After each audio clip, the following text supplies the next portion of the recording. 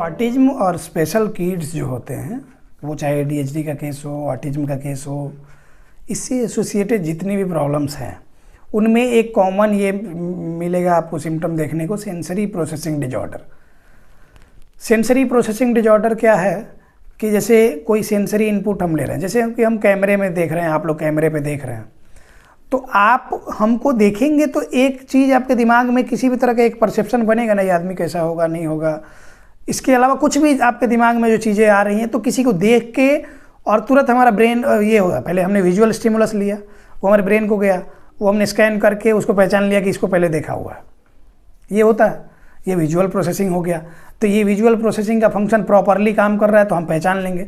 कोई हमारा favourite celebrity है, उसकी नाम हमने लिया कि जैसे कोई सनी देओल, अब हमने नाम लिया तो बहुत सारे लोगों ने सुना होगा उसके बारे में, तो हमने सिर्फ सनी देओल बोला, आपने कान से सुना, आपने देखा नहीं, लेकिन आपके कान में सुनते ही वो क्या हुआ, तुरंत प्रोसेस हुआ जाके और सनी देओल का इमेज लगेगा कि आपके सामने आ गया आपके दिमाग में, क्योंकि आप उस बारे में अवेयर हैं।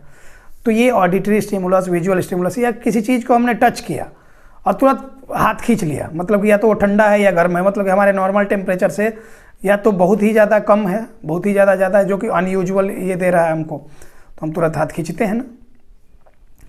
तो ये कैसे हो रहा है कि ये सेंसरी इनपुट हम ले रहे हैं, तुरंत ब्रेन को मैसेज जा रहा है और तुरंत वहाँ से आइडेंटिफाई करेंगे फला तरह का ये है, इसको जल्दी से ये करो नहीं तो नुकसान करेगा, हम लोग तुरंत हाथ खींच लेते हैं। तो ये हुआ सेंसरी प्रोसेसिंग का फंक्शन। अब सेंसरी प्रोसेसिंग डिजॉर्डर की बात हम कर रहे थे, तो सेंसरी प्रोसेसिंग डिजॉर्डर, इसमें क्या होगा कि सेंसरी इनपुट बच्चे लेंगे, मतलब वो किसी चीज़ को सामने से देख रहे हैं, आप देखेंगे कि सामने ग्लास रखा हुआ है, उसको बोलेंगे कि वो ग्लास लेके आओ, वहाँ पे 4-5 चीज़ें और रखी हुई हैं, बच्चा कन्फ्यूज, उसको नहीं समझ में आ रहा क्या कहा जा रहा है। सुनने की प्रॉब्लम उसकी नहीं, उसने सुना भी ग्लास, वो ग्लास पहले जानता भी होगा, लेकिन फिर भी वो क्या हो रहा है कि प्रोसेस होकर तुरंत उसको मोटर रिएक्शन नहीं आ रहा, इसलिए वो कन्फ्यूज है। विजुअल प्रोसेसिंग डिजॉर्डर की बात करें, मतलब सेंसरी प्रोसेसिंग डिजॉर्डर की बात करेंगे तो इसमें स्पेशल सेंसेस जितने भी हैं उनसे रिलेटेड हमारे सारे प्रोसेसिंग डिजॉर्डर्स होंगे। तो विजुअल प्रोसेसिंग डिजॉर्डर होगा, कुछ बच्चों को आप देखेंगे कि क्या करेंगे, थोड़ा सा ब्राइट लाइट होगा तो उसमें आंख बंद कर लेंगे, बिल्कुल खोलेंगे ही नहीं। मॉल वॉल में जैसे जाते हैं तो वहाँ पे देखेंगे बच्चे जैसे ही ब्राइट लाइट में पहुँचे आंख बंद कर लिए, एकदम पूरी तरह से आंख बंद करके ऐसे चल रहे हैं। बहुत सारे लोग समझ रहे होंगे इस बात को, तो वो भी एक विजुअल प्रोसेसिंग डिजॉर्डर है।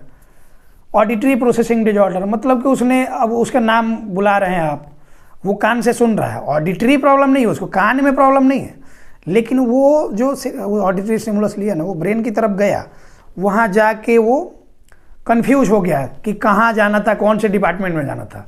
ये समझिए ना कि एक पूरा तरह से सचिवालय है, हर एक राज्य में एक सचिवालय होता है जहाँ से कि पूरे राज्य का सारा विभाग देखा जाता है।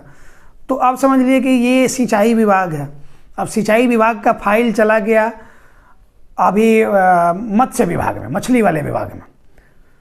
तो अब क्या होगा कि वहाँ पे जाके अब उसको बताएगा ना, मत्स्य विभाग वाला तो कहेगा ना कि फलाना जगह लेके जाइए, सिंचाई विभाग वाला ये है।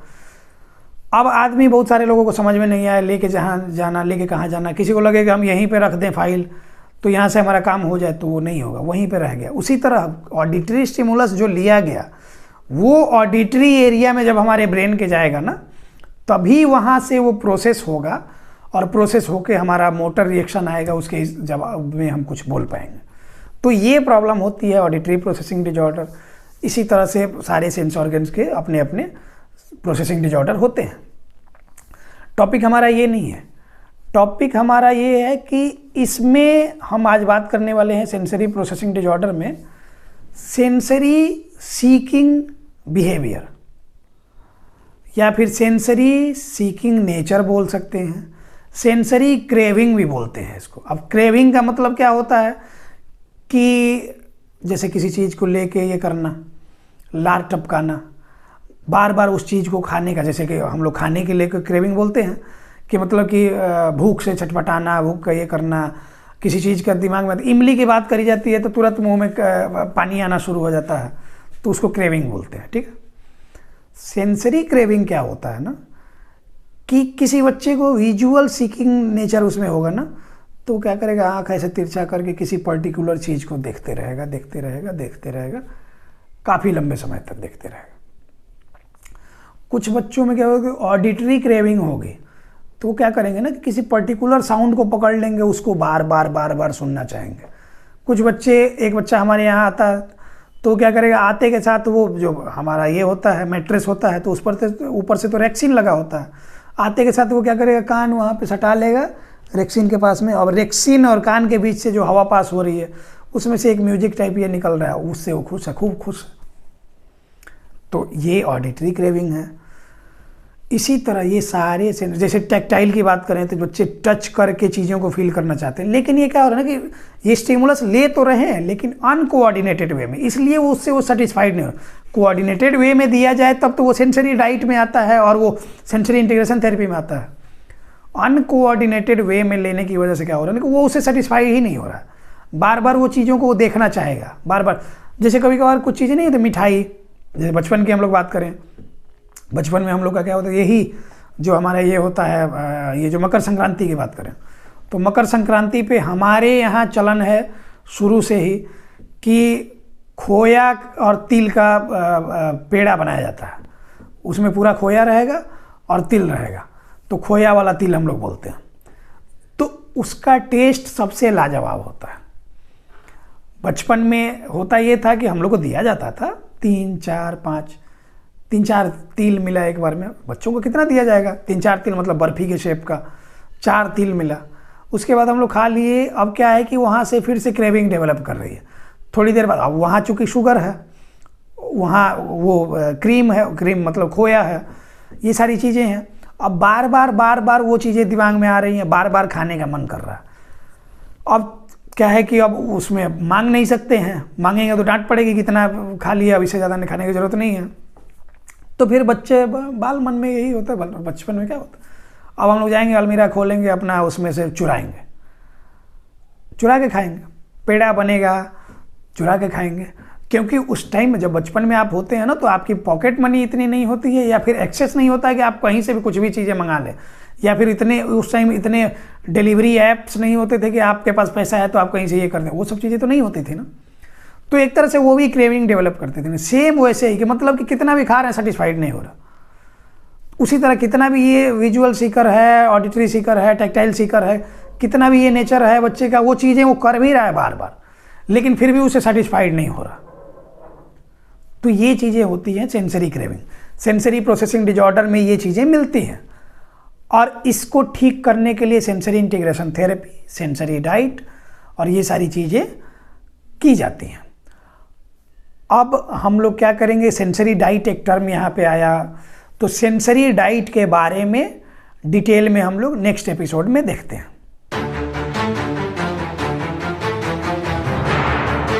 जितने भी तरह के सवाल हमारे पास आते हैं, हम कोशिश करते हैं कि उनको अपने वीडियो में उन सवालों के जवाब को इंक्लूड करें।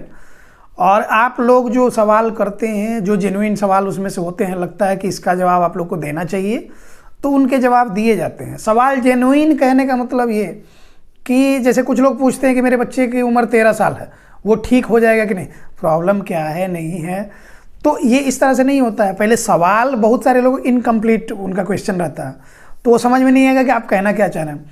कुछ लोगों को है कि बच्चा ऐसे करता है, कैसे ठीक होगा। बहुत सारी चीज़ें ऐसी है ना कि जो कि आपके खुद के करने से वो ठीक नहीं होगी। इसलिए मैंने आज का जो वीडियो बनाने का सोचा है, इस पे इसलिए सोचा कि इससे हो सकता है कि इस माध्यम से आपको समझाया जा सके कि आप लोग कहाँ गलती कर रहे हैं और उस गलती को दोहराना नहीं है, नहीं तो फिर आपके बच्चे की प्रॉब्लम बढ़ेगी। हमने जैसा वीडियो के स्टार्टिंग में बताया और थंबनेल भी आपने देखा होगा कि आज का हमारा टॉपिक रहेगा सेंसरी डाइट। तो सेंसरी डाइट, अब डाइट मतलब सिंपल से समझिए खुराक की बात होती है कि जैसे डाइट अगर कर रहे हैं कि अगर हम फूड की बात कर रहे हैं तो हमारा डेली जो फूड है डाइट होते हैं हमारे, तो उसमें बैलेंस डाइट की बात होती है। मतलब कि सही न्यूट्रिशन आपके बॉडी में चाहिए है तो उसके लिए बैलेंस्ड डाइट मतलब संतुलित आहार चाहिए। तो सेंसरी डाइट समझने से पहले हम डाइट को समझेंगे, मतलब आहार, खुराक, मतलब शरीर को चलाने के लिए संतुलित आहार जिनको मिलेगा उनको क्या है कि प्रॉब्लम कम होगी, उनको ज़्यादा बीमारियां नहीं होंगी, इस तरह की प्रॉब्लम्स मतलब कि कम ये करेंगे। उनको माल न्यूट्रिशन नहीं होगा, कैल्शियम की कमी नहीं होगी, विटामिन की कमी नहीं होगी, हीमोग्लोबिन की कमी नहीं होगी। तो ये सारी चीज़ें होंगी अगर सही डाइट लिया गया तो।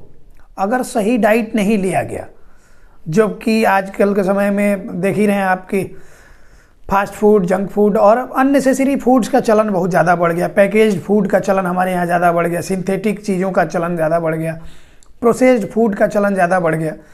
तो वो बैलेंस डाइट में नहीं आती। उनमें अगर आप एक सिंपल सा एक पेस्ट्री या केक ले रहे हैं तो उसमें आपको सबसे ज़्यादा कंटेंट क्या मिलेगा? क्रीम मिलेगा, मैदा मिलेगा, शुगर अनकंट्रोल्ड वे में मिलेगा। तो ये सारी चीज़ें आपकी बॉडी को नुकसान करती हैं। तो इसलिए बैलेंस डाइट लेना होता है कि कितनी मात्रा में प्रोटीन चाहिए है, कितनी मात्रा में विटामिन चाहिए है, कितना कार्बोहाइड्रेट चाहिए है, कितने मिनरल्स चाहिए, ये सारी चीज़ें होती हैं वो बैलेंस डाइट में। ठीक है, जब बैलेंस करके उनको हम यूटिलाइज करते हैं तो क्या होता है कि हमारा शरीर सही काम करता है, सही से इसकी ग्रोथ होती है, किसी भी तरह के माल न्यूट्रिशन या डेफिशिएंसी नहीं होती है, मतलब कमी नहीं होती है। तो जब खाने पीने में थोड़ी सी लापरवाही से हमारा शरीर बिगड़ सकता है, हमारा हेल्थ बिगड़ सकता है, तो बच्चों के कंडीशन में जिनमें सेंसरी प्रोसेसिंग डिजॉर्डर, जिनमें ऑटिज्म, जिनमें ADHD, जिनमें किसी भी तरह की प्रॉब्लम, जैसे कि अब डाउन सिंड्रोम की बात कर लें, एस्पर्जर सिंड्रोम की बात कर लें, डिसलेक्सिया की बात कर लें, जितने भी स्पेशल किड्स हैं, सेंसरी प्रोसेसिंग की प्रॉब्लम उनको है, उन सारे बच्चों में अगर सही सेंसरी डाइट नहीं दिया जाए, सेंसरी डाइट मतलब खाने से रिलेटेड नहीं है, लेकिन ये उसका खुराक तो देना पड़ेगा ना, जो सेंसरी नीड्स हैं उनकी, तो उसको तो पूरा करना होगा। तो उसका खुराक सही डोज में पड़ना चाहिए। अब सिंपल सी बात, डाइट से कंपेयर हम लोग कर रहे थे। एक दिन की बात हम करें तो अभी कुछ दिन पहले हमारे यहाँ मकर संक्रांति भी थी 15 तारीख को। तो 15 जनवरी को मकर संक्रांति हमारे बिहार, यूपी और पूरे देश में ही होती होगी, जहाँ तक हमको आइडिया है, हम लोग के यहाँ होता है ये हम जानते हैं। तो गुड़, तिल और लाई और ये सब चीज़ों का चलन है। तो हम लोगों ने खाते खाते क्या किया कि गुड़ का वो जो तिल का गजक और तिल ज़्यादा खा लिया। अब रात के टाइम में बैठे थे, ऐसे टेबल पे बैठ के कुछ बातचीत हो रही थी, उसमें हमने खा लिया। खाने में तो नहीं ये समझ में आया कि कितना खाया, ओवरडोज हो गया। उसके बाद लगे कि मतलब कि शरीर में तो एक तरह से बेचैनी सी, उसके बाद से ये हो रहा है कि अजीब सा, मतलब कि सोने में भी डिस्टर्बेंस हो रही है। फिर उसके बाद उसके लिए अलग कुछ दवा लेनी पड़ी। तो उसके बाद तो मतलब ये है कि वो ओवरडोज हो गया। तो ओवरडोज हमारे जैसे हेल्दी शरीर पे भी अगर जा रहा है तो वो थोड़ी देर के लिए अनकंफर्टेबल कर दे रहा है। तो जहाँ ओवरडोज हो रहा है वहाँ भी प्रॉब्लम हो रही है। कभी कभार क्या होता है कि आपको भूख बहुत ज़्यादा लगी है, खाना मात्र इतना ही मिला आपको, उसमें भी आपको मतलब कि कम चीज़ें दी जाएंगी। आपको नीड है कि डेली इतना विटामिन आपको मिलना चाहिए, विटामिन ए मिलना चाहिए, विटामिन बी मिलना चाहिए, विटामिन सी मिलना चाहिए। डेली के हिसाब से अगर इतना इतना आप ले रहे हैं तो आपका शरीर सही रहेगा। आप उससे कम मात्रा में ले रहे हैं तो क्या होगा? विटामिन की कमी होगी। कम मात्रा में प्रोटीन ले रहे हैं, प्रोटीन की कमी होगी। कम मात्रा में कार्बोहाइड्रेट ले रहे हैं तो वो भी ज़रूरी है बॉडी के शुगर लेवल को और एनर्जी के लेवल को बैलेंस करने के लिए, वो भी अगर ये हो रहा है तो उसमें भी प्रॉब्लम हो रही है। तो यहाँ हो रहा है ना कि बैलेंस डाइट एक मतलब कि एक बीच का बिंदु है, उससे नीचे उससे ऊपर, ऊपर जा रहे हैं तो भी प्रॉब्लम हो रही है, नीचे जा रहे हैं तो भी प्रॉब्लम हो रही है, कहीं ओवरडोज हो रहा है, कहीं अंडरडोज। अब ये तो प्रॉब्लम अलग हो गई। इसी तरह से बच्चों में जो सेंसरी इश्यूज हैं, उनकी सेंसरी नीड्स जो हैं, अब जिस बच्चे को मान लीजिए कि टैक्टाइल इश्यूज हैं, उनको किसी बच्चे को हम उस पर काम नहीं कर रहे हैं, हम दिन रात उसको क्या करते हैं कि दौड़ाने, कूदाने, भगाने, खिलाने, पार्क में ले जाने, झूला झूलाने, जंप कराने पे काम कर रहे हैं, और उसको टैक्टाइल इश्यूज है। तो फिर क्या होगा कि हम तो वो जो सारी चीज़ें कर रहे हैं तो वो तो मतलब कि मल्टी एक्टिविटीज़ में आती है ना, और ये टैक्टाइल पे हम काम, टैक्टाइल स्टिमुलेशन पे काम कर नहीं रहे हैं। अब टैक्टाइल स्टिमुलेशन पे काम नहीं करेंगे तो वो इश्यूज और बढ़ेंगी, कम नहीं होंगी। ठीक है, अब ये तो हो गया कि हम उस पर काम नहीं कर रहे, मतलब कि कम, उसका स्टिमुलस कम मिल रहा है उसको, तो ये तो कम वाले ये में आ गया। कहीं कहीं चीज़ें क्या है कि जब बच्चे को जो नीड नहीं भी है, जैसे कि हमारे साथ डेली के 50-55 लोग डेली रेगुलर सेशन में हमारे साथ जुड़े हैं, डेली बेसिस पे इतने लोगों का सेशन होता है। इसमें से कुछ लोग क्या होता है कि कुछ दिन सेशन में रहने के बाद उन लोगों को लगता है कि अच्छा इतना ही करना है, उसके बाद वो क्या करते हैं कि मतलब सेशन छोड़ देते हैं। उसके बाद उनका मतलब कि मंथली ये हो गया, पैकेज पूरा हुआ, उसके बाद उन्होंने छोड़ दिया, वो अपने से वही सारी चीज़ें करने लगे। अब क्या हो रहा है कि ये कब कितना देना, कैसे देना, कब उसमें चेंज करना, क्या बढ़ाना क्या घटाना, ये तो जो एक्सपर्ट हैं वो अच्छे से बता पाएंगे बच्चे को असेसमेंट कर करके। अब आपको लग रहा है कि इतनी ही चीज़ें करनी है, तो अब क्या है कि रिपीटिटिवली आप 3 महीने 4 महीने 6 महीने से सेम एक्टिविटी बच्चों में करे जा रहे हैं, तो अब क्या है यहाँ उस चीज़ का ओवरडोज होगा, तो ये भी प्रॉब्लम होगी बच्चे में, इसकी वजह से भी प्रॉब्लम होगी। बहुत सारे पुराने लोग जो कि हमारे साथ जुड़े थे आज से 5 महीने 6 महीने पहले, उन लोगों को लगा किसी को फाइनेंशियल इश्यूज होंगे, किसी को कुछ होगा, किसी को कुछ होगा, कुछ लोगों को लगता होगा कि हम खुद से ही कर लेंगे। किसी भी कारणवश उन लोगों ने कंटिन्यू नहीं करा। अब कंटिन्यू नहीं करने की वजह से अभी क्या है कि वो लोग 4-5 महीने 6 महीने गंवा के आ रहे हैं। बच्चों में इश्यूज सारे बढ़े हुए हैं, सेंसरी इश्यूज बढ़े हुए हैं, रेस्टलेसनेस बढ़ी है, उनमें सिटिंग इंटॉलरेंस बढ़ गया है, मूड स्विंग की प्रॉब्लम बढ़ गई है, बेचैनी बच्चे में रह रही है। मतलब क्या होगा कि जो जिन लोगों को लगा कि वो घर पे खुद से मैनेज कर लेंगे, तो घर में जिस काम में आप एक्सपर्ट हैं वो काम आप अच्छे से कर सकते हैं, लेकिन इन चीज़ों को मैनेज आप नहीं कर सकते। तो अब ये सारी बातें तो हो गई, समझदार आप हैं तो आप समझें, बच्चे के फ्यूचर के साथ खिलवाड़ ना करें। क्या होता है कि 5 साल का जो एज होता है ना, 5 साल के एज तक ब्रेन जो हमारा होता है कि डेवलपिंग स्टेट में होता है, वो तब तक क्या होता है कि रिकवरी फास्ट होती है। इसलिए अर्ली इंटरवेंशन का रोल जो कहा जाता है कि वो काफ़ी कारगर होता है, काफ़ी इफेक्टिव होता है। तो अर्ली इंटरवेंशन मतलब क्या, पहले पता तो चल जाए कि हाँ प्रॉब्लम है, अब पता चल गया तो उसके बाद से अब सही सोल्यूशन उसका, चलो स्टेप बाय स्टेप जो प्रोसीजर्स होते हैं उसको फॉलो करने की ज़रूरत है। अगर आप फॉलो नहीं कर रहे हैं तो मतलब कि प्रॉब्लम होगी बच्चे में। तो जितने लोग भी इस तरह की गलतियां करते हैं, उनको लगता है कि खुद से ही मैनेज कर लेंगे और फिर बच्चों का समय निकाल रहे हैं ना, आप क्या करेंगे कि पैसा, अगर पैसे की वजह से आप ये कर रहे हैं। हमने कितने सारे लोगों को ये करा कि अगर आपको फाइनेंशियल इश्यूज हैं, आप मैनेजमेंट से बात करते हैं, उनको बता दें, उन लोग हेल्प करेंगे, क्योंकि हमारी तरफ से ये कहा गया है कि हेल्प करना है, पैसे की वजह से किसी का भी सेशन मिस नहीं होना चाहिए। आज तक हमारे जानने में किसी का सेशन मिस नहीं हुआ। कुछ लोग का क्या होता है कि अपनी मनमानी की वजह से वो भले कर दें, लेकिन ऐसे मिस नहीं होता। तो अगर वो इश्यूज हैं वो आप किसी से कहेंगे तब तो उसको समझ में आएगा ना। हम लोग इस फील्ड में जब उतरे, जब से ऑनलाइन का ये करा हमने, तो कोविड के जस्ट बाद से हमने ये सब शुरू किया, तो बहुत सारे लोगों की जॉब जा चुकी थी, बहुत सारे लोगों की प्रॉब्लम बहुत तरह की थी, फाइनेंशियल इश्यूज थे। जिनको जॉब थी भी तो इतने दिन में रहने में सेविंग खर्च हुआ, वो सब सारी प्रॉब्लम्स होती हैं। तो हमने वहाँ से शुरुआत करी, हमने देखा है कि किस तरह के, और हम क्या है ना कि बच्चों के लिए काम कर रहे हैं। हम क्या कर रहे हैं ना कि ऑटिज्म फ्री भारत की बात जब करते हैं तो ऐसे ही नहीं कि सिर्फ पैसा ले लेके ये होगा। जो लोग फाइनेंशियली ये नहीं कर सकते उन लोगों के लिए भी हम लोग समय देते हैं। हाँ, कम सेशन मिलता है, लेकिन क्योंकि क्या है कि जिनको भी ये करना है तो उनको तो देना पड़ेगा ना। जो लोग भी सेशन डेली एक टाइम में 5 से 6 सेशन चलते हैं, स्पीच थेरेपिस्ट हैं, स्पेशल एजुकेटर हैं, ऑक्यूपेशनल थेरेपिस्ट हैं, इसके बाद साइकोलॉजिस्ट हैं, जो जिनका जैसा काम है उनका ये है। तो ये सारे बिहेवियर थेरेपिस्ट हैं। तो इन सब लोगों का, जिनको हम अगर ये कर रहे हैं तो उनको तो पे करना पड़ता है, इसलिए एक चार्जेज रखे जाते हैं नॉमिनल, बाकी सारी चीज़ें हैं। तो इसकी हमारे तरफ से कोई कहे कि हमने उनको ये नहीं करा तो ये गलत है। अब आप लोग कहाँ लापरवाही करते हैं, इस चीज़ को थोड़ा सा आप ध्यान देंगे ना तो सारी प्रॉब्लम आपकी सॉल्व हो जाने। चलिए, इसके अलावा अब हम टॉपिक से भटक रहे थे। सेंसरी डाइट की हमने बात करी वीडियो के स्टार्टिंग में। तो सेंसरी डाइट क्या होता है ना कि जैसे कि जब बच्चों की जो सेंसरी नीड्स हैं, अब सेंसरी नीड्स क्या है, टैक्टाइल नीड्स कुछ होंगी, कुछ उनकी ऑडिटरी नीड होगी, कुछ उनका विजुअल ये होगा, कुछ ऑल्फैक्टरी सूंघने से रिलेटेड, कुछ वेस्टिबुलर। तो अब ये सारी बातें हम कह रहे हैं कि जैसे कुछ बच्चों को देखेंगे आप विजुअल सीकर होते हैं, मतलब क्या करेगा कि जिसको कि हम लोग विजुअल स्टिमिंग बोलते हैं, कि वो क्या करेगा कि किसी ऑब्जेक्ट को एकदम गौर से देखते जाएगा, लेकिन वो विजुअल सीकर नेचर तो उसका है, वो अनकोऑर्डिनेटेड वे में उसका ये ले रहा है, वो सेंसरी इनपुट ले रहा है लेकिन वो अनकोऑर्डिनेटेड वे में, इसलिए उससे सेटिस्फाइड वो नहीं हो रहा। इसलिए बच्चा बार बार उन चीज़ों को देखना चाहता है। तो उस कंडीशन में उसमें विजुअल स्टिमुलेशन के लिए आपको क्या क्या करना चाहिए, कैसे उसके विजुअल स्टिमिंग को कम कर सकते हैं, कैसे उसका विजुअल सेंस को और इम्प्रूव कर सकते हैं, ये सारी चीज़ें ये सब सेंसरी डाइट में ये भी आती हैं। इसी तरह टैक्टाइल नीड्स है, कुछ बच्चों को आप देखेंगे कि चीज़ों को वो छुएंगे, छू के वो बार बार टच करके और फील करना चाहते हैं अलग अलग टेक्सचर को। जैसे यहाँ पे आप देख रहे हैं पीछे दीवार में, ये जो पीछे बैकग्राउंड वाली दीवार है उसका टेक्सचर अलग है।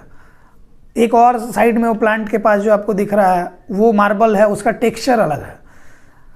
इसके अलावा हमारे कपड़े का टेक्सचर अलग है। बच्चे क्या करेंगे ना, सारे चीज़ों को ऐसे टच कर करके फील करना चाहेंगे, टेक्सचर फील करना, मतलब वो टैक्टाइल सीकिंग नेचर है। अब उसको कम करने के लिए आपको क्या क्या करना चाहिए, तो उसको टैक्टाइल स्टिमुलेशन देना चाहिए। इसी तरह से कुछ बच्चों की आदत होती है कि हल्की सी साउंड पे ही क्या होगा कि वो कान को बंद कर लेंगे, कुकर की सीटी, मिक्सर ग्राइंडर। उसमें क्या करना चाहिए कि अब सेंसरी, उसके ऑडिटरी स्टिमुलेशन उसका करना होगा। कैसे, कितनी मात्रा में, कितने डोज में, कितनी बार, ये सारी चीज़ें बैलेंस्ड सेंसरी डाइट में आएंगी। तो सेंसरी डाइट का बेसिकली मतलब ये होता है कि जब जब सेंसरी नीड्स हैं, जब जब हमको भूख लगती है तो डाइट मतलब कुछ खाने का लेते हैं ना, फूड मटेरियल। उसी तरह बच्चों में जब जब सेंसरी नीड्स हैं उसके अकॉर्डिंग उतनी ही मात्रा में, जितनी उसको नीड है उतनी ही मात्रा में एक प्लान्ड वे में अगर सेंसरी इंटीग्रेशन के प्लान ये किए जा रहे हैं, सेंसरी स्टिमुलेशन के प्लान एडमिनिस्टर किए जा रहे हैं, बच्चे में अप्लाई किए जा रहे हैं, तो ये होता है एक बैलेंस्ड सेंसरी डाइट। ये हमने ओवरऑल इसका एग्जाम्पल और इसके बारे में चीज़ें समझाई हैं। सेंसरी डाइट में आगे हम अब ये हमारा जो सीरीज होगा तो ये सेंसरी डाइट का ही सीरीज रहेगा। इसमें आगे 4 से 5 वीडियो आएंगे, उसमें सारी चीज़ें हम क्लियर करेंगे आपको। उससे पहले इस वीडियो को आप लोग अच्छे से जब देख लिए, आपको समझ में आई हो वीडियो, तो आप ये समझें कि सारी चीज़ों में अपना हाथ नहीं आजमाना चाहिए। कहा जाता है ना कि एक कहावत है बहुत पुरानी कि जिसका काम उसी को साजे और करे तो डंडा बाजे। मतलब क्या है, अभी लास्ट वीक बहुत सारे लोग, पुराने लोग हमारे साथ जुड़े हैं जो कि 4-5 महीने से गायब थे, बिल्कुल कोई मतलब उनको नहीं, कहाँ है नहीं है कोई मतलब नहीं। वो कहीं कहीं लेके गए बच्चे को, वहाँ लेके गए, वहाँ पे क्या कर रहा है नहीं कर रहा है इनको बता नहीं रहा। जबकि हम लोग पेरेंट्स को रिजल्ट ओरिएंटेड चीज़ें ये करते हैं कि आप सीखें समझें, आपके अवेयरनेस के लिए काम किया जा रहा है, आप अपने बच्चे को घर पे कैसे मैनेज करें, ये सारी चीज़ें हम सिखाते हैं। तो इसलिए हमारे साथ जुड़ने में ही भलाई है, हमारे साथ जुड़ने से आपके बच्चे में सही इंप्रूवमेंट होगी, सही डायरेक्शन में हो जाएगा। क्योंकि बैलेंस सेंसरी डाइट और क्या क्या चीज़ें उसमें से neuro development therapy, sensory integration therapy या फिर जितनी भी तरह की चीज़ें वो हम करेंगे प्लान, और उसके अकॉर्डिंग जब आप काम करेंगे ना तब आपके बच्चे में इंप्रूवमेंट होगी और आपका बच्चा मेन स्ट्रीम से बिल्कुल जुड़ेगा।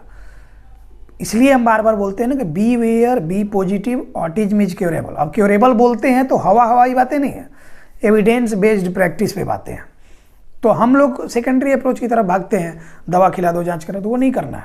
प्राइमरी अप्रोच, बच्चे को जो ये प्रॉब्लम है, रूट कॉज देखेंगे कि इसकी वजह से हुआ है। अब वो सारी प्रॉब्लम्स को आपको उसको प्राइमरी बेस पे जाके ठीक करना होगा, तो रूट से जाके उसको ठीक करना होगा। सोशल कम्युनिकेशन डिजॉर्डर है, सेंसरी प्रोसेसिंग डिजॉर्डर है, तो इसके लिए जो सही न्यूरो डेवलपमेंट थेरेपी होगी वही तो बच्चे में होगी, तब तो बच्चा ठीक होगा, दवा से थोड़ी ठीक होगा। सेंसरी डाइट के अलावा हमारे जो होते हैं कि न्यूट्रिशियस डाइट की जो बात करते हैं, डेली खाने पीने में जो हमारे डाइट होते हैं, तो बैलेंस डाइट का भी काफ़ी इसमें रोल होता है। तो उम्मीद करते हैं कि आपको बातें समझ में आई होंगी। अब हम लोग आगे के वीडियो में भी मिलेंगे सेंसरी डाइट के नेक्स्ट वीडियो में, जिसमें कि हम थ्योरेटिकल बातें समझा के कैसे उसको प्रैक्टिकल लाइफ में अप्लाई करेंगे इस पर बात करेंगे। धन्यवाद।